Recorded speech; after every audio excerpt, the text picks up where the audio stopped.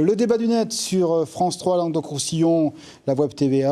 Aujourd'hui, une question difficile. On n'a pas peur ici, avec les grandes questions de société. L'humain au cœur de l'urbain. Sébastien Schneider, bonjour. Bonjour. Urbaniste, chargé de cours à l'Université de Perpignan. Face à vous, Mohamed Bouclid, bonjour. Bonjour. Université populaire de Montpellier, vous en êtes le président. Alors, l'humain au cœur de l'urbain, sacrée question, c'est tout le défi de la société contemporaine, non ? Oui, tout à fait. Avant effectivement d'aborder des remèdes dans ce domaine-là, je pense qu'il est fondamental d'apporter deux éléments d'information qui sont importants pour ce débat-là.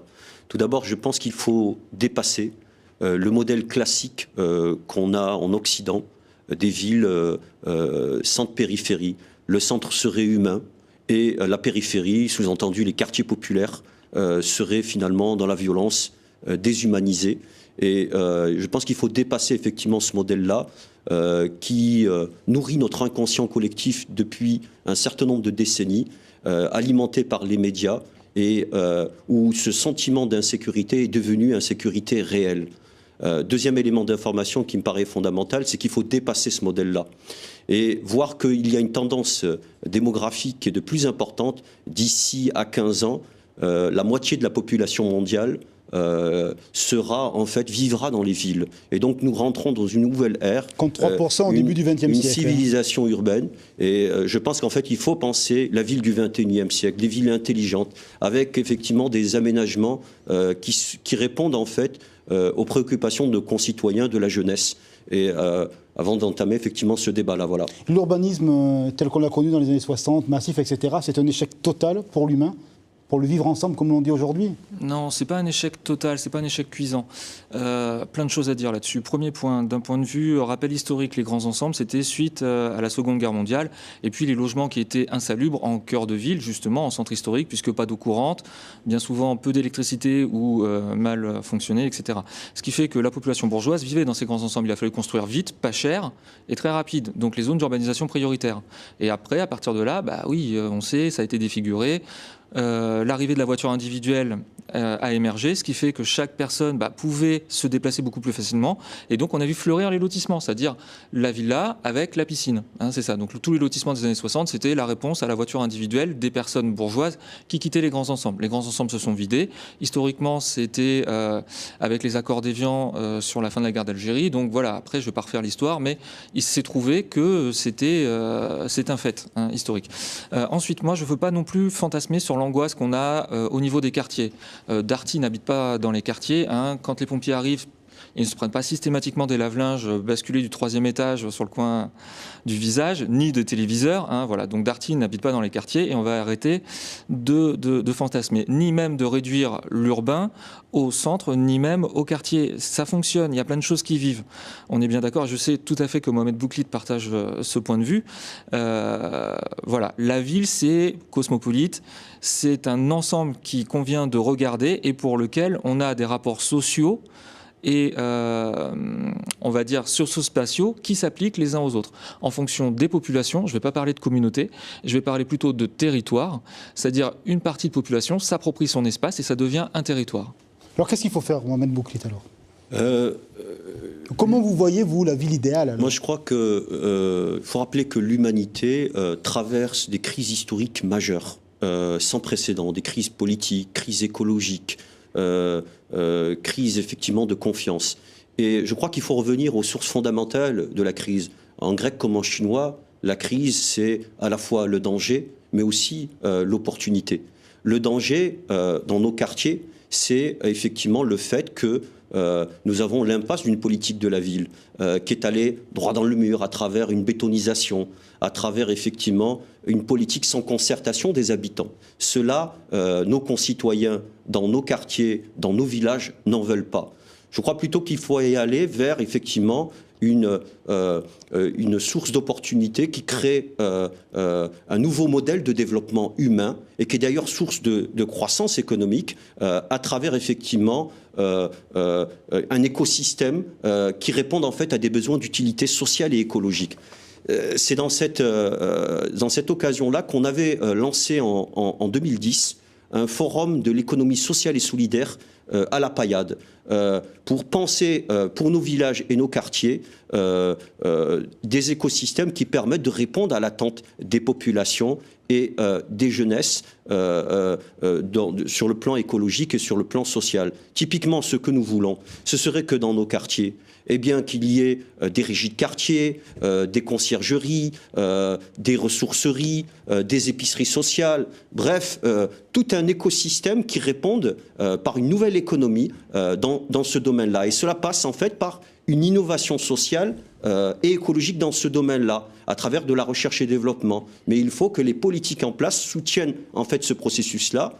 J'attire votre attention sur le fait que pendant longtemps, jusqu'à aujourd'hui, dans l'imaginaire collectif, on renvoie toujours l'idée que les quartiers populaires sont les quartiers de la peur. Mais ce que sont en train de démontrer les quartiers populaires... De tout temps, la ville a été un peu effrayante. On a toujours valorisé la campagne. Oui, mais ces simplifications binaires outrancières ont contribué finalement à alimenter un rejet de ces quartiers-là et qui vont démontrer dans les années qui viennent qu'ils ne sont pas le problème, mais qui sont la solution.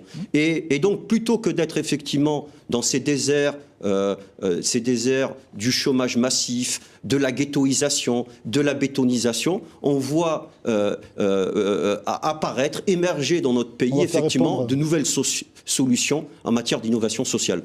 Votre réponse ? Pour moi, ce n'est pas le quartier, entre guillemets, qui est la solution, c'est la population qui y vit. Pour moi, l'homme n'est pas que régi par son environnement, l'homme est aussi un roseau pensant, et heureusement. Heureusement. Ce qui veut dire que c'est pas parce que je suis dans un contexte qui ne m'est pas foncièrement favorable que foncièrement je vais être le produit de ce qui me régit autour de moi. Ça veut dire que je peux avoir la capacité de m'élever intellectuellement, me transcender, etc., de m'épanouir. Et heureusement qu'il y a l'épanouissement. Et vous en parliez l'autre fois. Vous disiez il faut du rêve, il faut réinventer, il faut réenchanter, etc. Moi je partage tout à fait, et là aussi. Après j'ai une lecture un tout petit peu différente. Pour moi, la lecture, elle est sur la notion de territoire. La notion de territoire, c'est une notion d'appartenance par les personnes qui pratiquent le milieu. Ça veut dire que c'est chez moi, ça m'appartient, c'est mon territoire. Okay ? Et pour moi, donc, la lecture que j'ai par rapport à ces quartiers, c'est qu'il faudrait complètement exploser ces quartiers. Il faut sortir de ce que vous venez de citer comme ghettoisation, qui est pour moi la conséquence, l'aboutissement d'un territoire, entre guillemets, exacerbé. Ça veut dire une forte appartenance à une identité de milieu, d'espace. Et on le voit, c'était un peu la politique, malheureusement, d'Alain Juppé dans les années 90, quand ils ont créé les zones franches urbaines. À la Paillade, vous imaginez ? On prend l'exemple de la Paillade. Zone franche urbaine autour.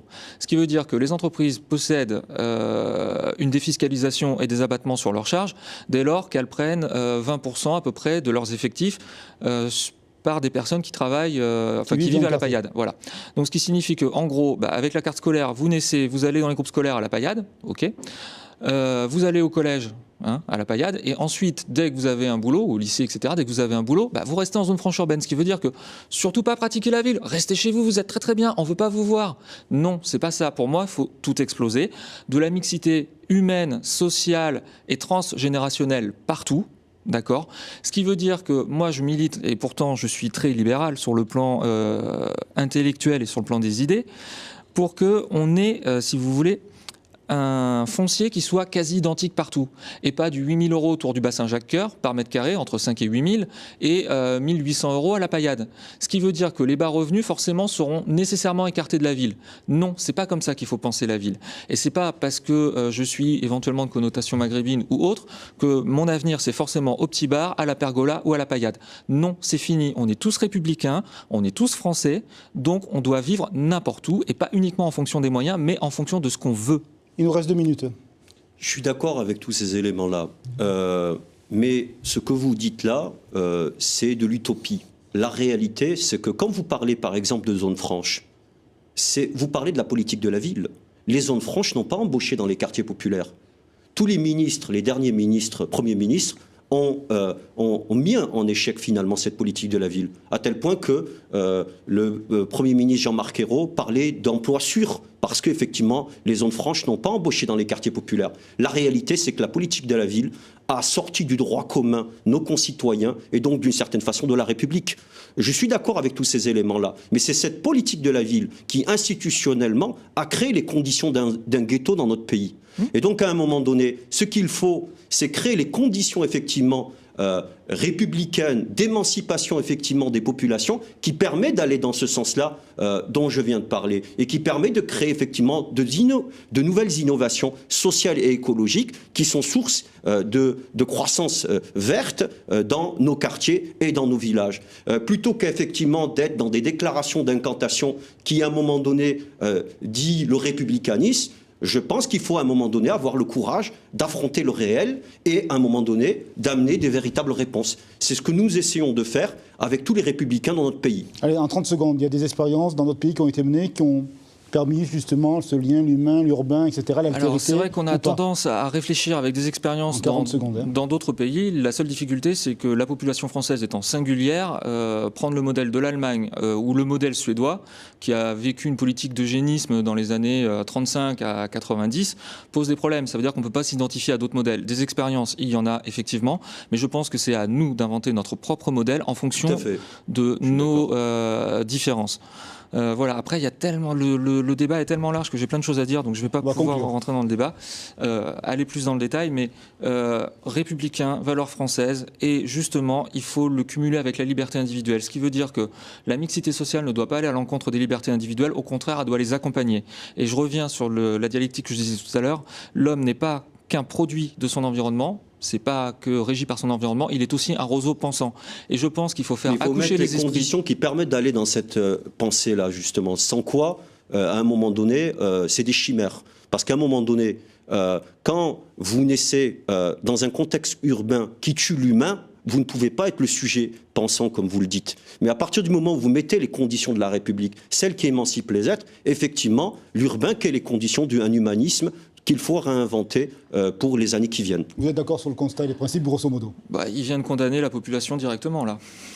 Non, je condamne les politiques qui ont été mises en place, notamment dans la politique de la ville. Pour moi, je pense qu'il y a encore une chance, rien n'est perdu et on doit y aller simplement. Il faut tout bousculer. Je suis d'accord. Les hommes politiques, mais il faut se donner les moyens d'y arriver. Oui, mais tout à fait. Les moyens, il faut des moyens différents. C'est-à-dire que ce n'est pas une question de pognon, c'est une question d'originalité, d'inventivité. D'innovation et de confiance. Voilà. Merci beaucoup pour ce débat passionné et très important. L'humain au cœur d'Urbain, on vous retrouve la semaine prochaine avec d'autres intervenants pour de nouveaux débats autour des questions politiques dans ce temps printanier lié aux élections départementales. À la semaine prochaine. Merci.